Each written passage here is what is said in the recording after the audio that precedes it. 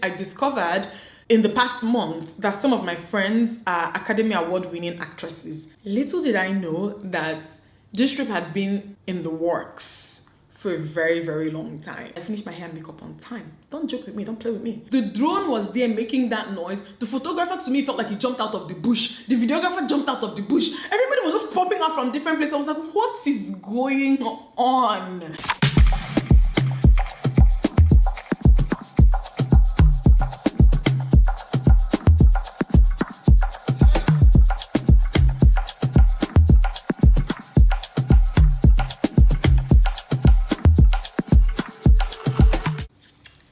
Hey guys, welcome back to my channel. This video is an emergency video. Okay, it is by popular demand.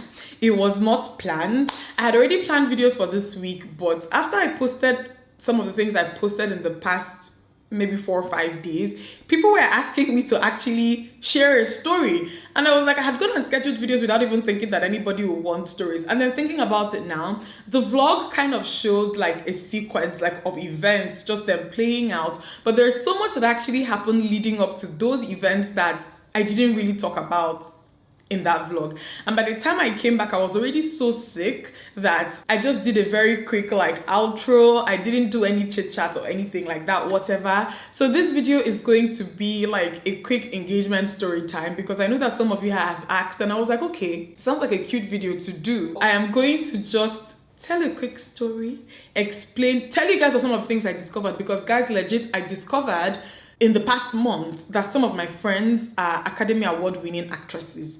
I have never seen people go out of their way to fabricate the things they fabricated in order to keep me in the dark. So let's go. And by the way, if you've not watched that vlog, okay, please go watch it. It's going to be linked in the description box, okay? Vlog 87 is very special to me, but it is going to be linked in the description box. Sorry, I kind of label my vlogs by numbers, like I know them by numbers, and that particular one probably has a completely different title, but it is within our system. It is vlog 87. So basically, you guys know by now that I went to Ghana, and I've been to Ghana like at least 2 times. The first time was in 2018, 2019. It was a very, very short trip, and I didn't spend a lot of time in Accra. I think I even vlogged that trip briefly. I spent most of my time in Kumasi. 2021, I packed my bags after COVID, and I was like, I wanted to go to Accra.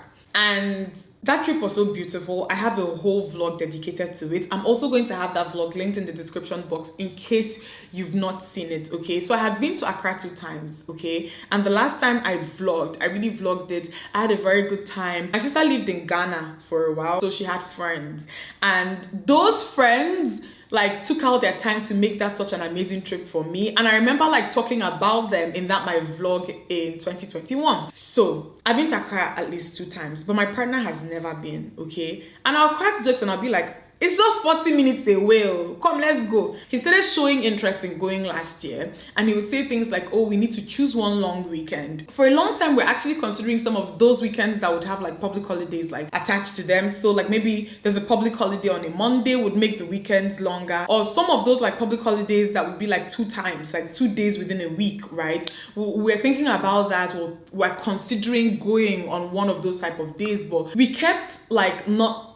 And the thing again in Nigeria is that a lot of the time, like public holidays are not really even announced until 2 days before. So we'll think that we'll do it, but then by the time we actually, because we can't figure out when the public holidays are, we end up just not going. So sometime in September, he started saying, and I don't know how this guy does it, but he always knows when there's a public holiday coming up. Maybe because of his work or something, but he always knows when there's a public holiday coming up. And he was like, oh, there should be a public holiday this September. The only thing is that I don't know when it will be. I think it would be a nice time for us to actually go to this Accra. Like, let's go to Ghana. And I was like, really? He was like, yeah, let's go. Like, let's just go in and out. Let's kind of try to time it so that it falls in within this public holiday that is coming up. But for a while, we kept on expecting the government to announce it, and they didn't announce it. And we're now just forced to choose a weekend. We were like, okay, let's just lock it down to this weekend and go. Hopefully the public holiday actually falls in and gives us more time. But the thing is, the public holiday didn't happen, okay? But we had just locked things like in. We're like, okay, we'll go this weekend. And there were so many things that happened in September, guys. I was really not having a good time for some days in that month. And I've kind of touched on this in a previous vlog, but there were so many things that were happening that when he said this, I didn't even speak a lot of English. I was like, yeah, I actually do need a break. So, oh yeah, let's go, okay? Let's go to Ghana. When I started squinting my eyes, however, is when okay, it was time to go, and I started looking at our itinerary. Like, he was like, okay, he thinks that we should spend one day when we get there and just explore Accra, and then go to Safari Valley, and then like come back to Accra, and then maybe stay at a hotel that is close to the beach. I was like, huh? Like, that sounds like a very serious trip. It also sounds like a trip with a serious budget. And I'm like, Safari Valley. Like, I actually showed him Safari Valley last year. And it was because someone I was following on Instagram had been. And I did not know prior to watching her stories that there was even anything like that in Ghana. What I saw, however, was that it was outside Accra. It wasn't like close to town at all or close to the airport. So I was like, it's, in my mind, I made a mental note. It's somewhere I'd like to go to, but then again, I didn't expect it to be somewhere we would go to on our first trip to Ghana. Like, it sounds like a very serious thing. Like, you have to travel like 2 hours away from Accra to get to this place. Like, I didn't think that it would be something he would want to do the first time he ever went to Ghana. Little did I know that this trip had been in the works for a very, very long time.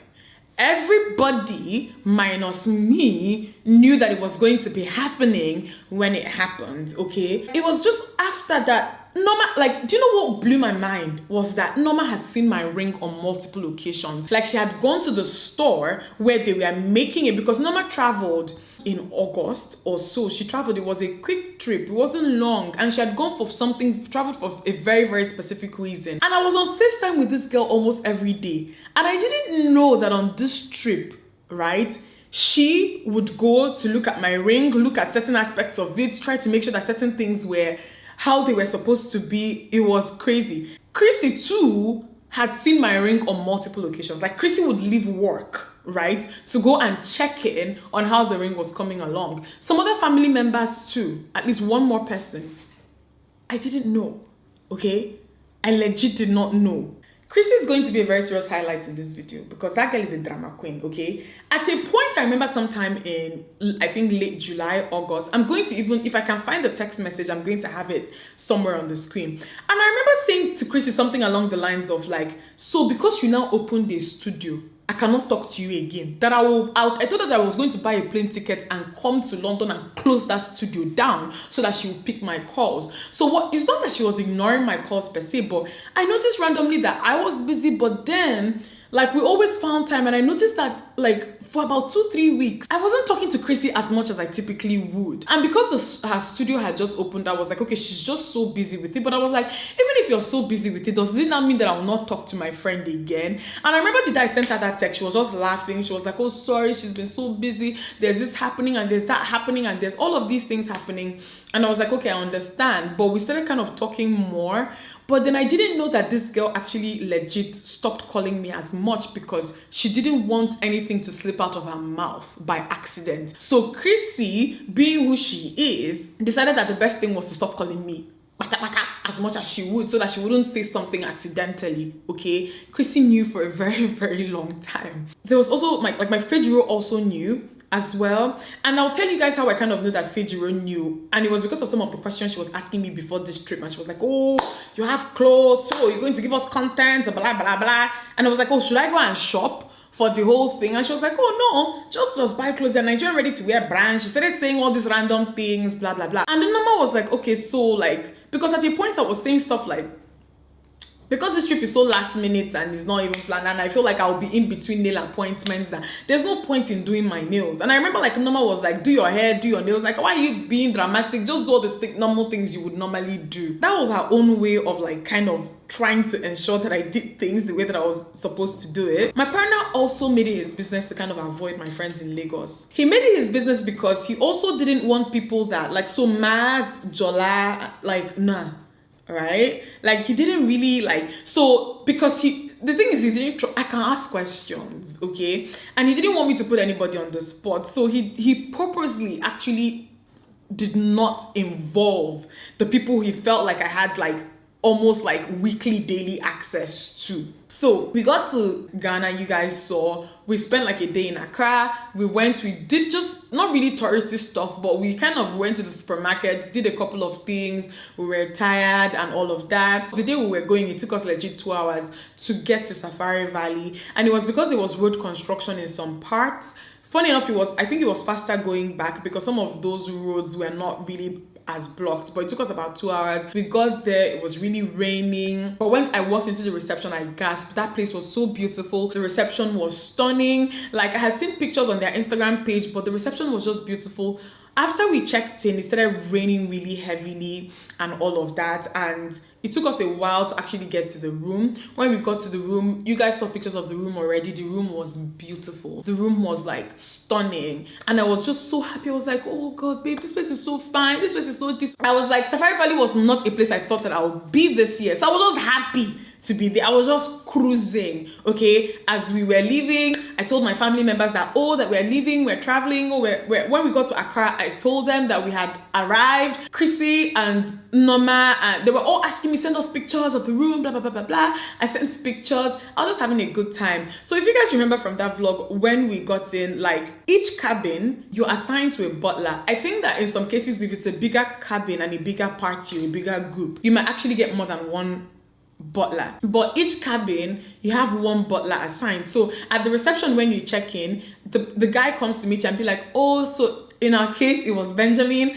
I said Benjamin a lot in that vlog, but in our case it was Benjamin, and Benjamin was like, oh, I'll be your butler and I'll be with you throughout the trip anytime you people need anything, because it's such a big place that you can't even walk from point A to point B. So for you to get from even like your cabin to the restaurant, you would need to get into those like safari small cars, and they'll take you from one area to the other. And Benjamin was like, anything at all, to go anywhere, to ask questions, if you want a tour, if you want this, I'm your guy. I'll be with you guys throughout your stay. So we got in, Benjamin ran some errands, he took us to the restaurant, we ate, we did a little bit of sightseeing. Now I even realized that some of that sightseeing, my partner and Benjamin were having a completely different conversation than I was. So like at a point, I remember that we went by the canal, he was showing us the canal. He was very, very specific, showing us this and that. And that was the point where they even decided that that was where we were going to have our post-engagement dinner. So he wanted them to set up a table by the canal. But we were seeing all these things. Something funny happened, however, when we were at the restaurant. So when we went to eat, Benjamin was like, oh, he has to call. So for dinner, the way they do it is that lunch is a buffet situation at Safari Valley. So when it's lunchtime, the hours are there. You just come from your cabin, come there, take food, eat, look around. It's a whole big structure for you to do all of that. But then for dinner, they have to bring dinner to you. So he was like, oh, the chef or the person in charge is going to come and take our dinner order for that night. And then when the chef came, that was obviously a slip, but you know, like, and I remember squinting, and he was like, oh, excuse me, madam, I want to talk to the sir just without you. Excuse me, do you understand? I just need to ask him a question. My mother was like, Kilele, what are these ones doing? I was like, okay, no problem, go. But prior to that, to be honest, the reason why I also didn't think about it too much was the fact that he had said, oh, when I was like, because you know me, I was like, okay, so what are we doing on the different days? What activities do you want to get up to? And he was like, oh, on day 1, we should do this, on day 2. And I think that sometime on Saturday, he said, we should have dinner. And I was like, okay, fine. I was like, okay, just normal dinner. She wear jeans. So I was like, no, he thinks like dress up dinner, like dress up, do your hair, do your makeup. He thinks you should have one of those type of dinners. So when he went out and came back with the chef, I was like, I don't understand. Why is he taking, like, why do you have to go? Like, why are they not asking me what me I want to eat? Why are you the one only who will decide what we will eat? He was like, him going like, you know, I'm a romantic man, him a romance. So he knows that I'm planning like a nice dinner for us. You know, all this type of talk. And, you know, they just want to make sure that they get what we're going to eat right. I was like, okay, no problem, fine, surprise me. I was just having a good time. Let's go and eat. So the next morning, we did some activities you guys saw. We did the horse riding and we did the archery. We played some games. There were even some games that we played that I didn't really vlog. We did even some golfing. We did some things. We're just walking around and doing some physical activities. At that point though, that morning, I had already started feeling ill. Like whatever it was that I ended up having had already started like making its way into my system or showing up. I just realized that after those things that we did, I was tired, like fatigue. And yes, I can't get tired during the day, but I had already told him that I had kind of woken up with a headache. I don't feel too good. So after all those activities, we couldn't make the waterfall. We did not even make the waterfall because I mentioned waterfall a couple of times in that vlog. We never made it to that. And it was just because of the way I was feeling. He too, he was also saying that he's feeling a bit off, but he wasn't like getting to him as quickly or as much as it was, whatever it is that we ended up catching. So When we came back from those morning activities, I went to lie down to sleep, and he was like, he's going to set an alarm that, babe, I want you to do your makeup and everything on time. Like, I want us to get there maybe by 5:30. Like, I want a little bit of sunlight so that you can appreciate the setup and these efforts that I put and all of that. I was like, okay, fine. However, something that had been happening that morning is that Benjamin was MIA. I was even getting salty about it. I was like, which kind of things be this? Benjamin, why do you come and introduce yourself to me, then disappear? So that morning, somebody else came to pick us to go to do the games. And I remember I was asking, I was like, where is Benjamin? Where is Benjamin? Taking us back, where is Benjamin?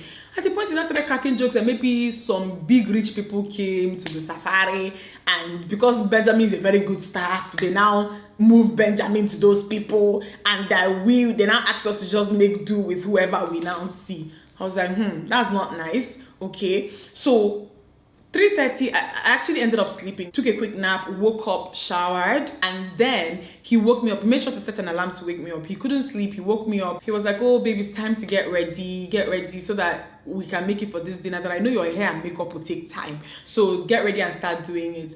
I was like, okay, fine. I got up and I started doing my hair and makeup. And I finished my hair and makeup on time. Don't joke with me. Don't play with me. When I'm serious, I'm serious. I finished it.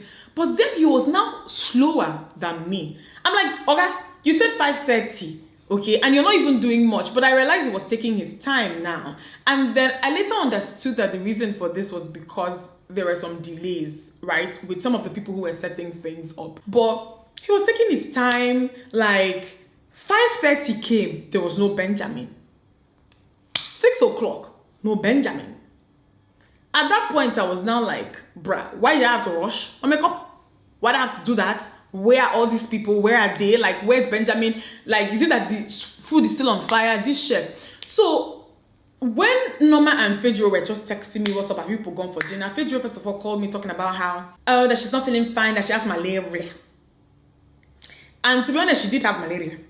But Fedro was basically calling me ahead of time that day and asking me, we are in this long FaceTime call, but she was trying to make me go easy on her by the time I start shouting about, oh, so you people connived, okay? She already set this tone to tell me of how she was almost sick and dying, that I should please know that she's an invalid, and just, he's talking like she's about to die, just please, I'll call you later, let me know how dinner goes, whatever, okay? These people open group chats on my head. And then Norma called me, when I was doing my makeup, I was on a FaceTime call with Norma, and I remember at the point on that call, Norma asked me, do you think he's going to propose? I was like, I don't understand, which kind of question is this? If you want to ask me, you didn't ask me as I was entering flights to come here. You did not ask me when we got to Accra.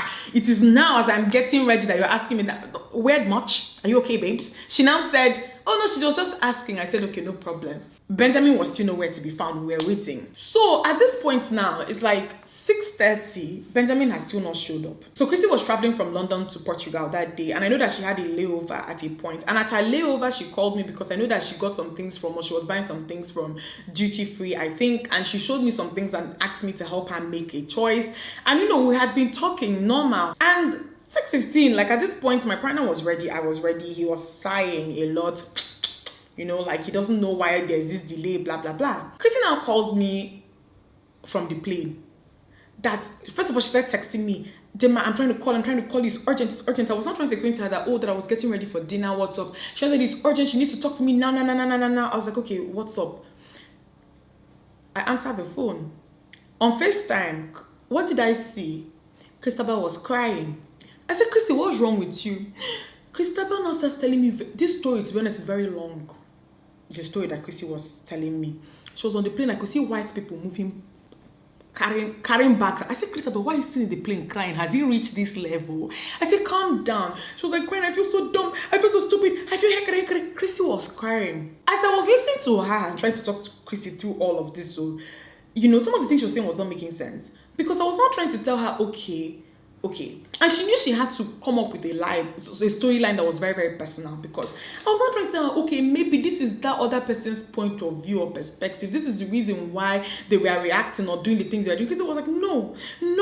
Like, don't you understand? I'm Chrissy Bales. I said, kill it. It's not again. Since when? What do you mean by your Chrissy Bales? Like, how am I trying to explain to you why another human being is probably reacting? And that's not how Chrissy talks. This is not the kind of person I'll be like, oh, do you know who I am? Christabel was like, oh, I'm Chrissy Bales. They can't do that. It's just like me calling on the phone crying. and I'm saying something, we're like, no, I'm dimmaumeh, kilo de. What does that mean? It doesn't make any sense. And because she was crying, I could not come and start laughing and be like, babe, are you okay? Like, this is not adding up. The storyline is whack. But no, I was not trying to, Chrissy, I understand. I know you're Chrissy Bills. Just calm down.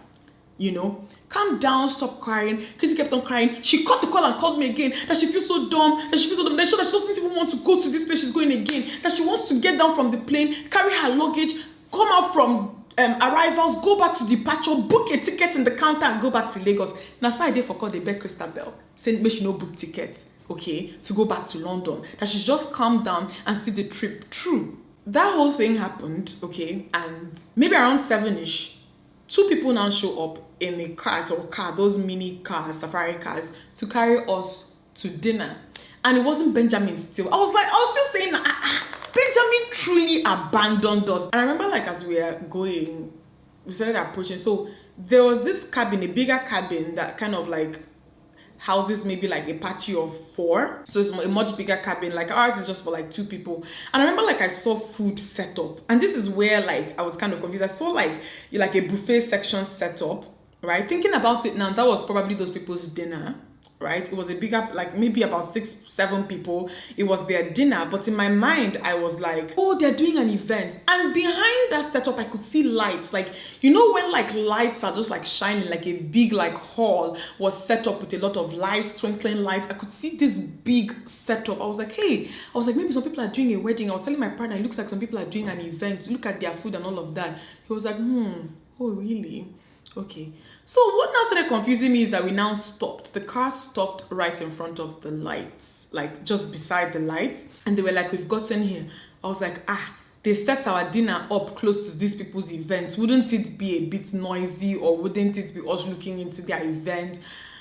He was like, he doesn't know that. Let's just be going. Let's just go and see first. He kept on saying, let's just go and see first. And the minute I stepped foot into the compound or the section where this setup was at, you know, drones, they make noise like 700,000 flies are flying above you. And I could see a drone. I was like, huh? Guys, it was honestly a lot of confusion. And And then as we walked close, or as we were walking, I could now see the sign that said, will you marry me? Like, it was like, to be honest, thinking about it now, it was just such an out-of-body experience because the drone was there making that noise. The photographer, to me, felt like he jumped out of the bush. The videographer jumped out of the bush. Everybody was just popping out from different places. I was like, what is going on? And we now walked towards there. And then I turned, like, after we get there, I see one of my sister's friends, Anissa. Like, as we got there and I was standing in front of the sign, I turned and I saw Anissa come out from one corner with the camera recording me like this. I even have a picture of me screaming Anissa's name. I was like, Anissa. Gosh, I started crying at that point because I was like, the setup was stunning. I don't even think that the pictures did it justice, but it was just so beautiful. Like, I started crying at that point. I couldn't believe it. My partner got down on one knee and he was like, will you marry me? And I remember, like, when I was visiting my auntie after the proposal, and I was like, she was asking me, so what did he say? I promise you people, I don't know what that man said. Okay, he knelt down and he gave a speech. He was saying something. All like I know is that he was saying that things that talked about like our love and how we've experienced each other and how long and how beautiful and all these things and how much he appreciates. I said, but I don't know what he said. Okay, I just knew that there were good things that come before proposal. After that, all I just heard was, will you marry me? I said, yes, yes, yes. Okay, I just said it a few times, like, that's it, essentially. Like, it was just such a beautiful experience and it almost felt like it was happening to somebody else. And I remember, like, immediately he called his brother on the phone, you know, like they started laughing, people were hailing us, like he called us. I called my whole family because we have a group chat where everybody there, A to Z. I called them, they now started laughing, and I could hear people there in the background. Even Uju was like, oh, has he done it? Has he done it? I said, see this one, even this one knew. Everybody knew that it was happening, minus me. And it was just beautiful. And we talked while we were there, and I don't know, just thinking about it is making me a bit emotional, but it was just beautiful. I could see that he put a lot of time and effort into planning the setup, the lights. He got a very good videographer, he got a very good photographer, he got a very good event planner. I remember like when we were leaving there after the proposal and now heading to dinner, because we had dinner near the canal. They set up a whole section for us to have dinner near the canal. I remember like feeling, hey, I wish I could carry this setup. I was like, I can't believe I'm leaving this. My ring is beautiful, by the way, very minimalist. One thing that I know I had told my friend when they would ask was I wanted a gold band. I didn't want an engagement ring that didn't have a gold band. I predominantly wear gold jewelry, and the stone, the diamond is perfect, okay, the perfect size. And after that, we had dinner. We went back to the hotel and I soaked in the bathtub, and then I felt proper ill. My sister's friends put so much effort into making this happen for me. I love them so much. David, Anissa, Cindy, the whole bunch, okay? Like, they really put a lot of effort into it. You know, like, I remember like when I saw Anissa, I was like, Anissa, okay, are you going to sleep here? And Anissa was like, no, that she's going back to Accra that night. And it was like a 2-hour journey. And I was like, God, such amazing people. Anissa drove because apparently, Norma said she was screaming like a mad person and crying, and like, because there were some delays and all of that. And Anissa actually drove down to that place to make sure that everything went so smoothly. Like, do people really get better than that? You know, it was just such a beautiful experience for me. Like, after we left and we now got to dinner and started chatting with Benjamin, and Benjamin was now saying, like he had been shuttling people from and to the gate for the setup. Like, my partner had to pay like day passes for like 14 people. So the people who had to come into the valley, you can't just come into the safari. Like, it took about 14 people to do the setup. All of that, like Benjamin had to shuttle them, and that's why Benjamin disappeared. So Benjamin had to do all these tasks and do all these things to make sure that everything went well. Yeah, guys, that's my engagement story done. That was basically it. Thank you so much, guys, for all the well wishes. Like, thank you so much for all the messages, for the calls that are just not calls, because the people calls, they've gotten a personal version of the story. But guys, thank you so much for all the thoughtful messages that you guys have sent. I really appreciate it. But that was it. That was my engagement story time. And I think that this kind of covers some things that weren't really shown in the vlog. Thank you guys so much for the thoughtful, sweet messages that you guys have sent. Yeah, that's it. Like, all my loved ones really got together to make this such a beautiful experience for me. Like, even my assistants, like, I remember when I came back to Lagos and I opened the door for her and I just did my hand like this. This babe started shouting in front of the door. I had to drag Susan and I'm like, Kilode, can you calm down? Like, everybody has just been so happy. So it's like my own happiness is there, but then I feel like I'm also feeding off of other people's happiness for me. And I'm just really thankful for that. I'm just really thankful to God, okay? God makes everything beautiful in his time. That's just what it is. I'm sweating a little bit, but guys, that's it. I hope you guys enjoyed this video. Give it a thumbs up if you liked it and subscribe to me if you are not yet subscribed. I love you guys, and I will see you in my next one. Kisses.